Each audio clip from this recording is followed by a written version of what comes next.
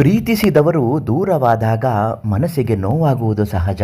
ಇದಕ್ಕೆ ಜ್ಯೋತಿಷ್ಯ ಶಾಸ್ತ್ರದಲ್ಲಿ ಪ್ರೀತಿ ಆಕರ್ಷಣೆ ಮತ್ತು ಸಂಬಂಧಗಳ ಏರುಪೇರುಗಳನ್ನು ಗ್ರಹಗಳ ಸ್ಥಿತಿಗೆ ಅನುಗುಣವಾಗಿ ವಿಶ್ಲೇಷಿಸಲಾಗುತ್ತದೆ.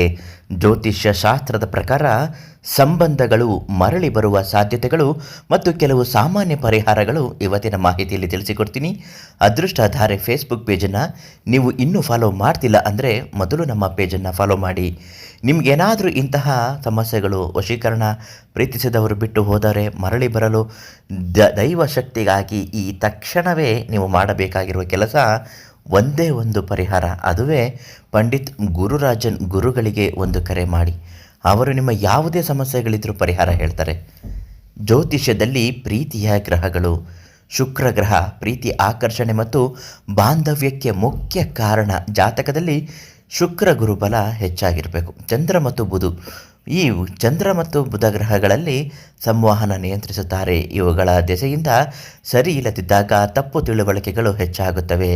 5 ಮತ್ತು 7ನೇ ಮನೆ ಜಾತಕದಲ್ಲಿ ಇದು ಇದ್ದರೆ ದಾಂಪತ್ಯ ಅಥವಾ ದೀರ್ಘಕಾಲದ ಸಂಬಂಧವನ್ನು ಸೂಚಿಸುತ್ತದೆ.